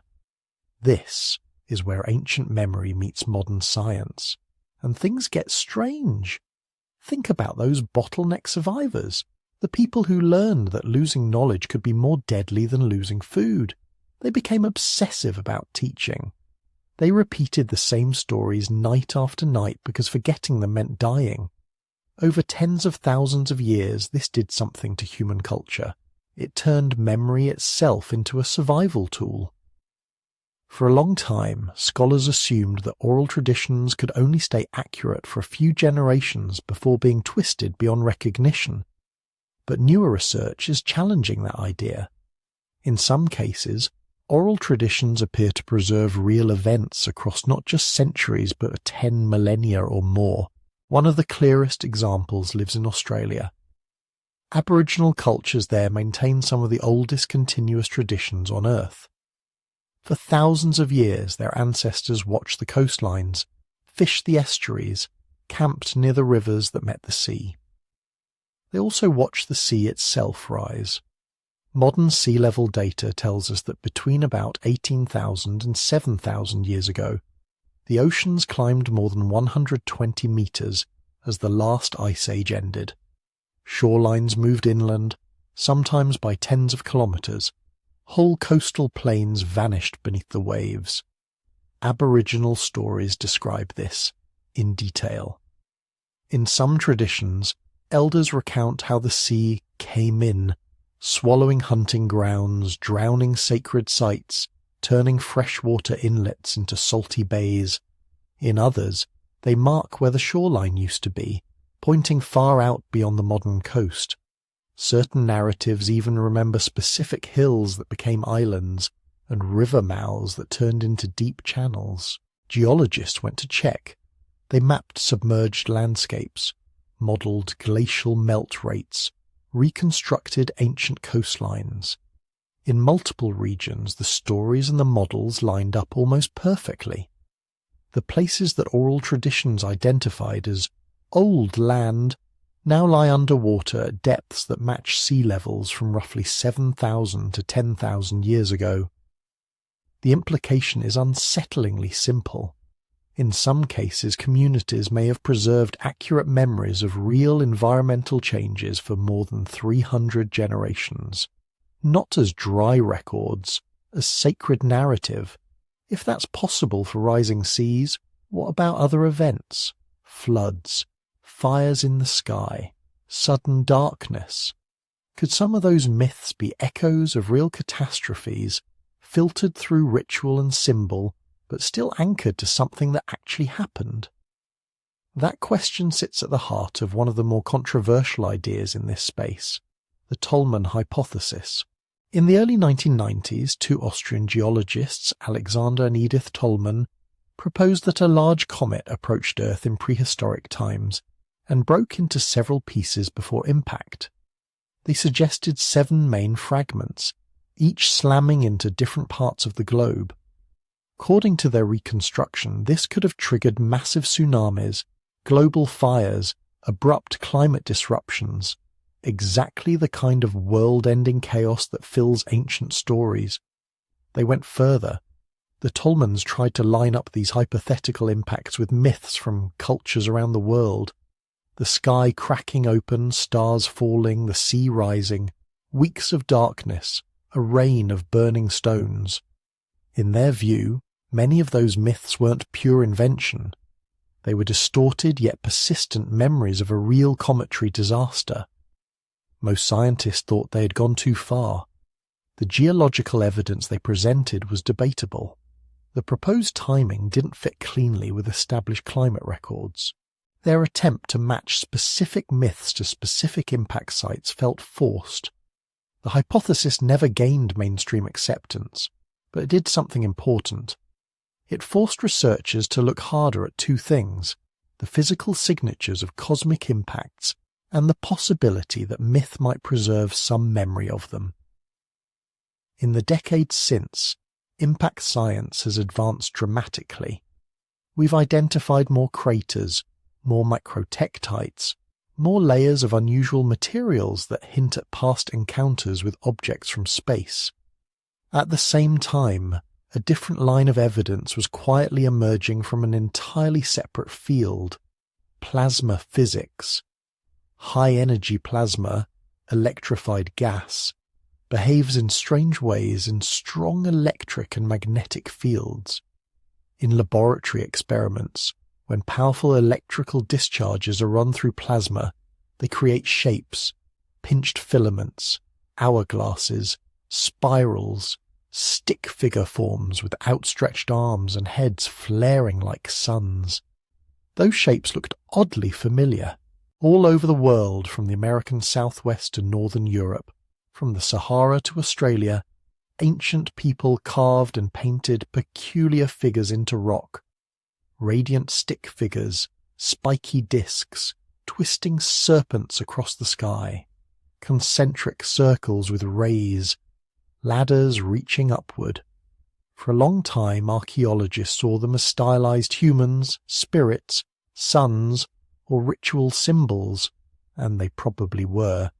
Symbolism doesn't vanish just because something begins with observation. But some plasma physicists noticed that many of these petroglyphs match the specific, rare shapes that intense auroral phenomena and electrical discharges could produce in the upper atmosphere during periods of extreme solar activity or cosmic disturbance. Not just in general outline, in detail. The idea, still controversial but increasingly discussed, is that our ancestors may have witnessed highly unusual sky events, massive structured auroras, electrical storms on a planetary scale, perhaps triggered by solar outbursts or interactions with passing debris in space. They then did what humans do best. They encoded the memory in art and story. They turned terrifying plasma structures into serpents, gods, dragons, cosmic warriors, world trees. Again, We're in the grey zone between data and speculation. The laboratory discharges are real. The resemblance to ancient rock art is real. Whether they're directly connected is still debated. But the conversation has changed. Instead of dismissing ancient sky serpent stories as pure fantasy, some scientists are asking, what exactly were they seeing? This shift in attitude is part of a broader movement in the sciences, taking mythology seriously, not as literal, word-for-word historical record, but as a potential carrier of information about real events, encoded, exaggerated, ritualized, but not necessarily invented from nothing. There's now a name for this approach: geomythology. Geomythology sits at the intersection of geology, archaeology, linguistics, and anthropology. Practitioners look for patterns where myths, place names, and traditional stories line up with physical evidence in the landscape. A tale about a mountain that once blew its top is compared with volcanic deposits and eruption dates. A legend of a great wave that swallowed a village is checked against tsunami sediments and coastal subsidence. A story about a sun that didn't rise for days is weighed against ice core data, volcanic aerosols, or evidence of distant impacts. We know, for instance, that some Native American stories appear to describe volcanic eruptions that occurred thousands of years ago, including details about lava flows and ash falls that match the geological record. Legends in the Pacific Northwest refer to a bridge of the gods collapsing, a myth that may preserve a memory of a massive landslide that dammed and then reshaped a river system. Greek tales of Phaethon losing control of the sun chariot have been loosely associated with unusual celestial events. Each case is debated, but the pattern is consistent. Stories sometimes point to real geological episodes. When legend and laboratory evidence begin to converge, something profound happens. The past stops being a simple timeline of anonymous events and becomes a conversation between memory and matter. Rock layers tell us what happened. Myths may hint at what it felt like.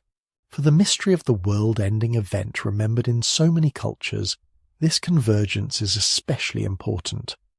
Rising seas in Aboriginal lore match post-Ice Age data. Petroglyphs of sky serpents resemble plasma forms reproduced in modern labs. Flood myths echo mega-tsunami deposits in certain regions. Darkened sun stories coincide, at least roughly, with evidence for large eruptions and abrupt climate downturns. None of this proves a single global catastrophe. It doesn't prove that a comet shattered into 7 pieces and rewrote human history in one terrible day. But it does force a reconsideration. If oral traditions can preserve details of sea level rise over 10,000 years, if rock art across continents echoes the rare patterns of high-energy plasma, if multiple, independent lines of scientific evidence keep circling back to the same types of disasters our ancestors swore had happened, then dismissing their stories outright starts to look less like skepticism and more like a different kind of superstition, a modern one, the belief that only written records and instruments can carry truth. Somewhere between the certainty of the lab and the poetry of myth lies a narrow path. Geomythology walks that path, one story and one rock layer at a time, asking a quiet, unsettling question. What if the ancients were trying to warn us as accurately as they knew how about things the Earth does, and sometimes will do again? First, the simple one that isn't simple at all. If the evidence for repeated global catastrophes is building, if ice cores and crater fields and nanodiamonds and black mats in the soil are all whispering the same story as the myths, why isn't this what we're taught in school? Part of the answer is inertia. Once a story about the past gets written into textbooks, it becomes heavy. It resists being moved. For over a century, the dominant story has been slow change, gentle evolution, gradual progress. No sudden global floods, no firestorms from the sky. no world-ending nights of darkness. Catastrophes were for legends, not for respectable science. Another part is discomfort.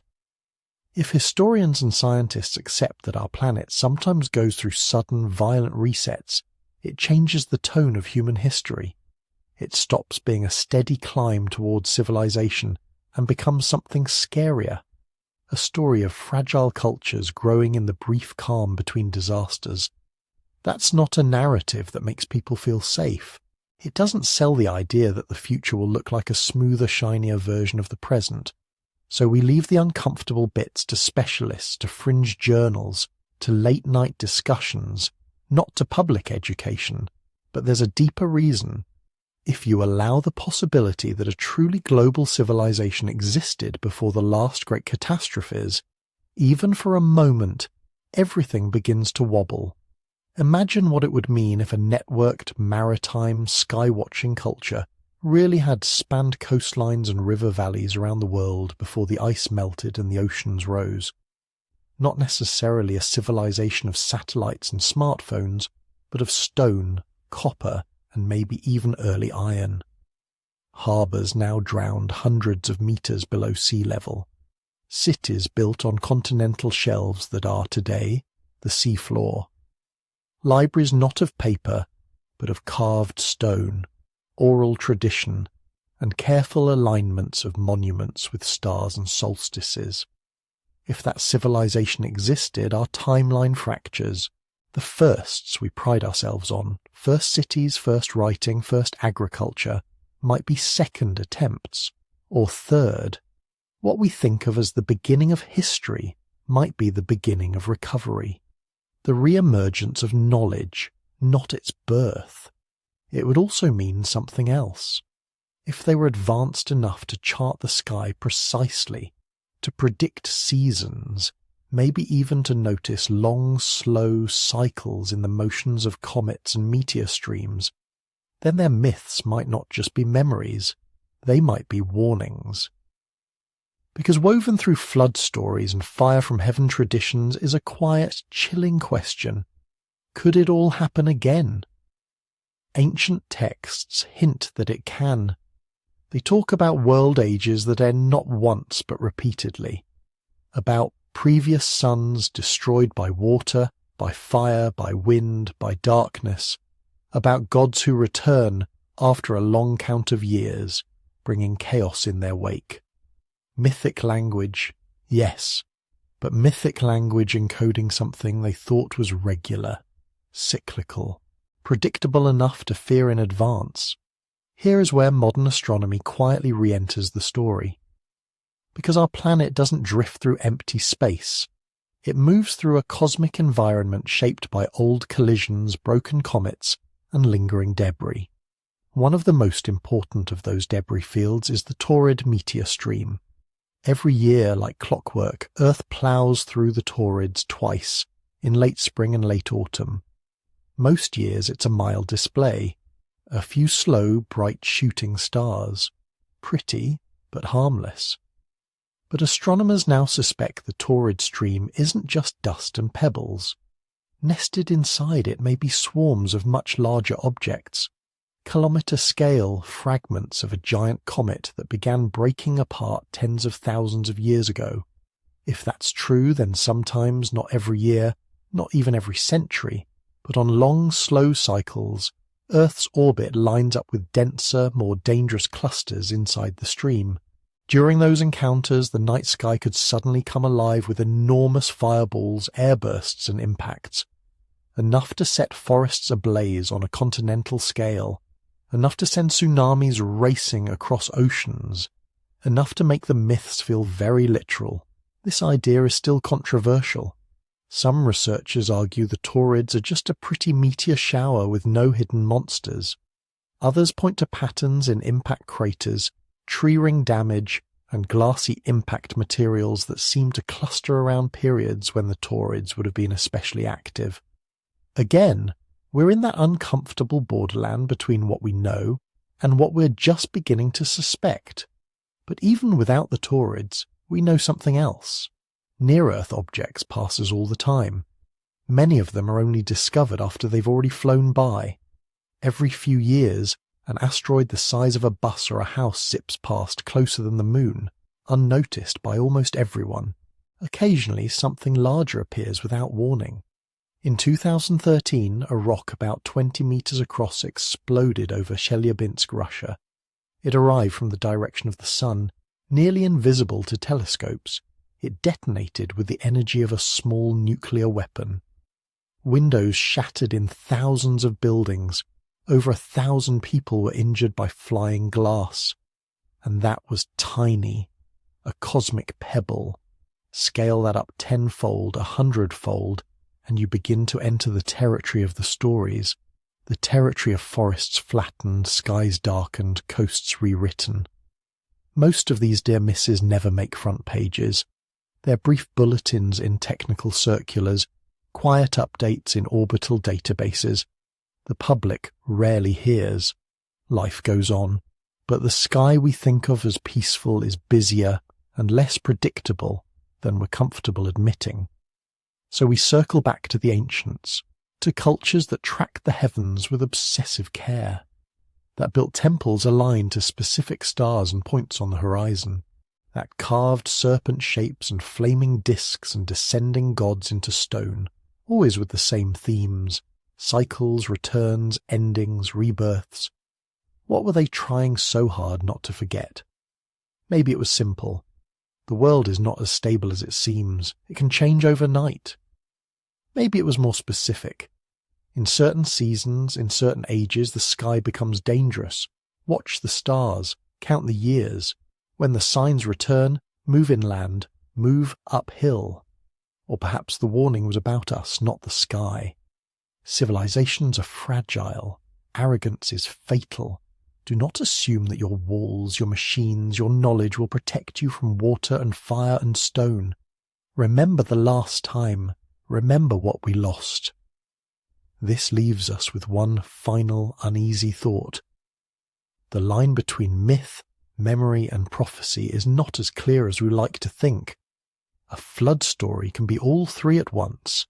A story of what did happen, told as a sacred tale of gods and heroes, a memory passed down so it won't fade, and a prophecy, because the storyteller knows the cycle will turn again, even if the listeners don't live to see it.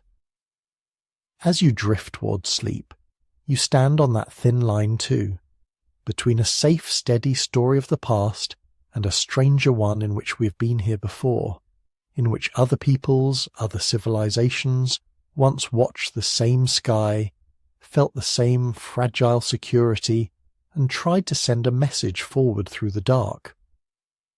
The uncomfortable questions are simple. What if they succeeded? What if we're the ones who've forgotten how to listen? So now we step back.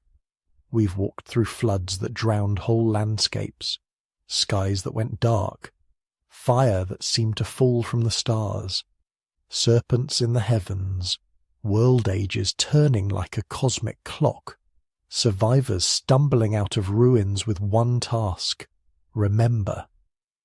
And when you lay those stories side by side, something strange happens.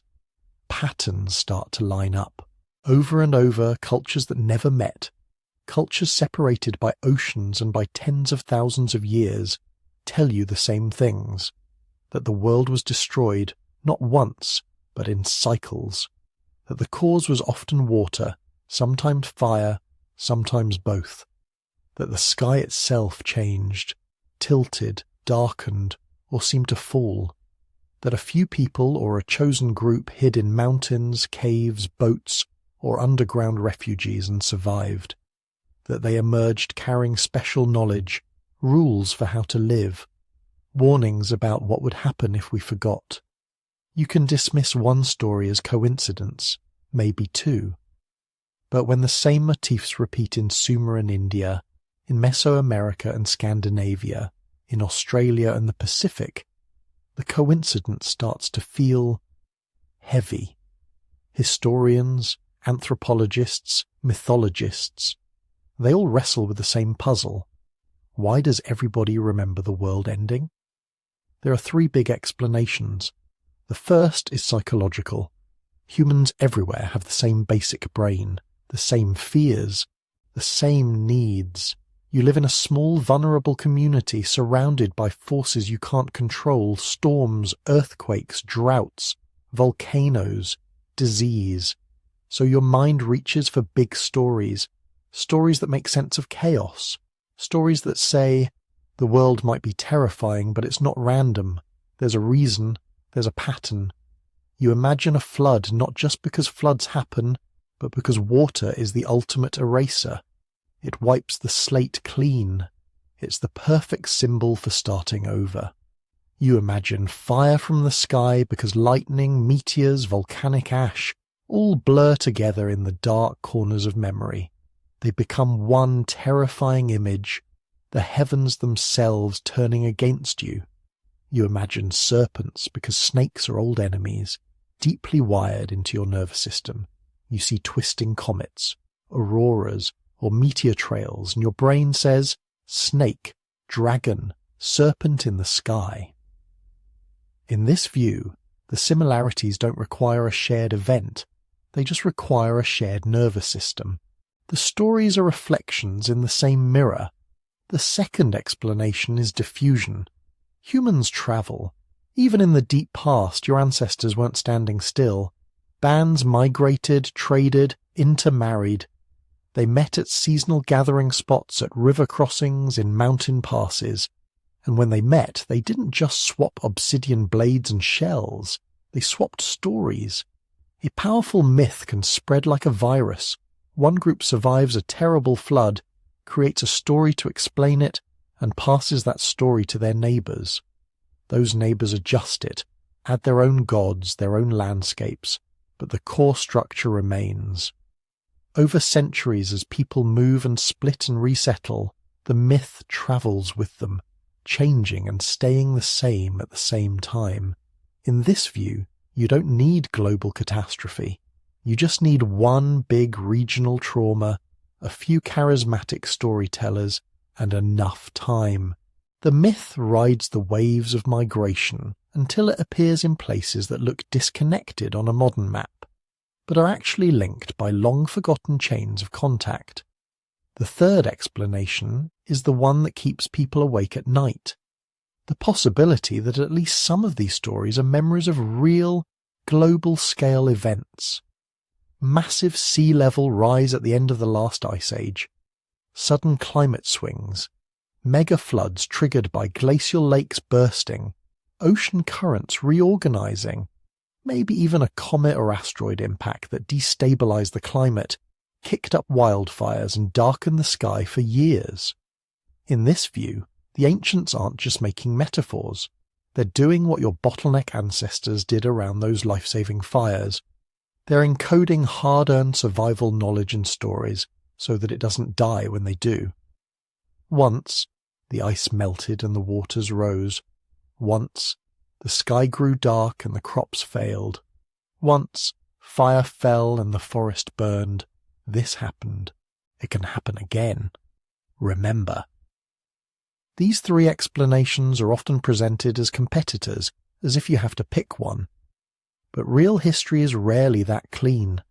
The truth might be that all three are working together. Human psychology shapes the symbols: the flood, the fire, the serpent, the cycle. Real disasters provide the raw material: tsunamis, megastorms, volcanic winters, sudden droughts. And diffusion spreads and mutates the stories across continents and millennia, weaving them into each culture's language, religion, and identity. In this hybrid picture, myths are like fossils, part imagination, part geology, part social transmission. You can't always separate which layer is which, but the overall structure still tells you something important. Our ancestors lived through things so extreme, so shattering, that the only way to handle them was to turn them into sacred story. And that's the humbling part. When you listen closely, you realize you're not just hearing bedtime tales. You're hearing echoes of survival. People huddled in caves while ash fell for weeks, Parents watching rivers swallow familiar shorelines. Hunters returning to find their hunting grounds turned into lakes. Farmers looking up at a sun dimmed behind dust and smoke, wondering if it would ever shine the same way again. They didn't just endure those traumas, they carried them. They folded them into the fabric of who they were. They swore, explicitly or implicitly, that the story would not be lost. So they told it around fires, in whispering voices after dark, while children drifted towards sleep, listening without quite understanding, while elders repeated the same phrases again and again until they were etched into memory. The world was destroyed once. Here's how we survived. Here's what we did wrong. Here's what the sky looked like. Here's the sign you must watch for. Don't forget. Don't ever forget. Those fireside repetitions are why we're talking about it now, across tens of thousands of years, across language shifts and migrations, across extinctions and cataclysms. The signal never fully died. It weakened, it distorted, it merged with local legends, but it never went out.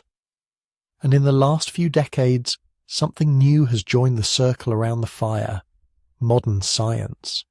Glaciologists drilling ice cores that record ancient atmospheres. Geologists reading flood deposits like pages in a book. Astronomers mapping past comet streams.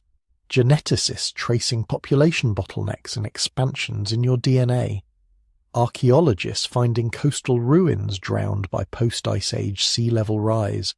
Paleoclimatologists reconstructing sudden temperature spikes and drops. Piece by piece, they're building a picture of a planet that has not been gentle. A planet that has flipped, abruptly, between different climate states.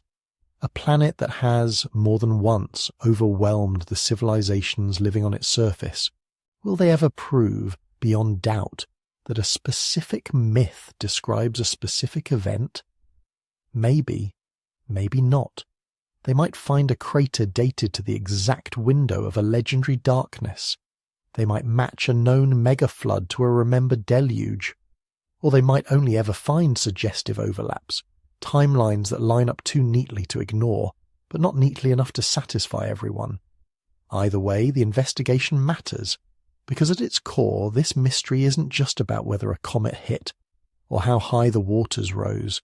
It's about what kind of species we are. We are the descendants of people who stared down world-ending forces and refused to let the story stop with them. People who learned, in the harshest possible way, that survival isn't just about food and shelter. It's about memory, about warning, about passing on what you know to those who come after. When you trace these myths across time and space, you're really tracing the outline of that commitment, the commitment your ancestors made to you long before you were born, to remember, to talk and listen and teach, to sit beside the fire, whether it's burning wood or an electric screen, or the quiet glow of a late-night voice, and tell the next generation, this is what happened, this is what might happen again, this is who we are because of what we survived. In that sense, the impossible coincidence that haunts historians isn't just a riddle about the past, it's a mirror held up to the present, a reminder that we live on a restless planet, that we carry ancient scars written in story form, and that somewhere, deep in our shared memory, the world has ended before and begun again. In the end, when you pull all these threads together, something quietly astonishing appears. We started with scattered stories, a flood that drowns the world, a sky that falls and goes dark, fire that rains from above, serpents that coil across the heavens and mark the turning of the world ages. At first they look like myths, like bedtime stories for ancient children. But when you listen closely, when you set them side by side, a pattern starts to emerge. Different languages, different gods, different landscapes, but the same memory, echoing again and again. Maybe the ancients were trying to do what your bottleneck ancestors once did around the fire. Preserve knowledge in the only way that couldn't be easily lost. Wrap it in story. Bury it in ritual. Hide warnings inside songs and sacred calendars so that even if cities fell and scripts were forgotten, the core message might survive. Not as data, as meaning. Across continents, separated by oceans and millennia, they seem to be saying the same few things. The world is not guaranteed to stay the way it is. Seas can rise, skies can darken, fire and stone can fall from above, whole ages can end.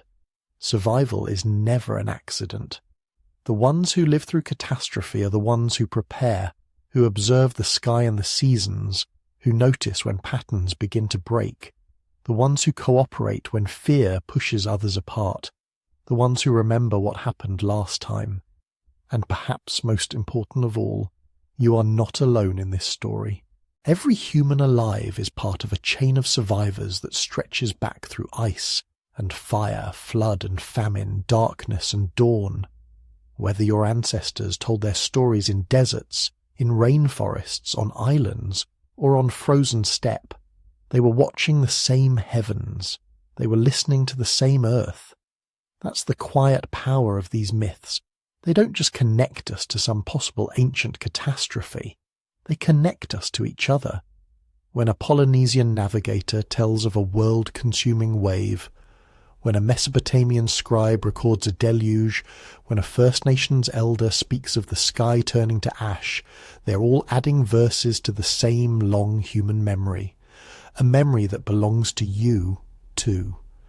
If your family, your culture, your region has its own story of a great flood, a long darkness, a fiery serpent in the sky, I'd love for you to share it. Pass it on the way your ancestors once did. Write it in the comments so others can hear it, learn from it, and maybe recognize pieces of their own traditions inside yours. And if this journey through forgotten ages and half-remembered disasters has stirred your curiosity, you can stay with us as we keep exploring. There are so many more shadows between history and myth, so many more questions hidden in old stones and older stories. If you'd like to hear more of them, you can gently tap like and subscribe so you don't miss the next time we wander into the dark corners of the past together. You can also leave a comment telling us where in the world you're listening from. A quiet little map of night listeners scattered across the planet our ancestors almost lost. For now, you can let the details drift to the edges of your mind. Just hold on to the simple thing the ancients never wanted us to forget. The world has ended before in ways big and small, but every time someone endured, someone watched the sky, remembered the signs, kept the stories, and carried life forward. You are part of that unbroken line. Rest with that thought. Let the old fears, the ancient fires and floods grow distant. What remains is the resilience that brought you here to this quiet moment at the end of a long, long story. Sleep well, descendant of survivors. We'll pick up the next mystery next time